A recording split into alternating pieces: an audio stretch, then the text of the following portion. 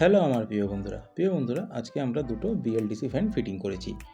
আর আমাদের হ্যাবলা ভাই যে বিএলডিসি ফ্যানটা ফিটিং করছে, এই বিএলডিসি ফ্যানের নিচে একটা সাদা অংশ আছে, তোমরা যেটা দেখতে পাচ্ছ, এটা কিন্তু একটা লাইট, যেটা রিমোটের সাহায্যে অন অফ করা যায়। এবং এই রিমোটেও 1 2 3 4 5 6 অবধি দেখলাম স্পিড কন্ট্রোল আছে। তারপরেও আরেকটা দেখলাম যেটা হচ্ছে বুস্ট, যেটা 6-এর পরেও আরেকটা অপশান দেখলাম, যেটা খুব জোরে বুস্ট অপশানটা প্রেস করলে হয়। কিন্তু আমাদের এই যে ডোরেমন ভাই যে ফ্যানটা ফিটিং করছে সেটার মধ্যে 5 অবধি আছে, 5-এর পরে আবার বুস্টের অপশান আছে।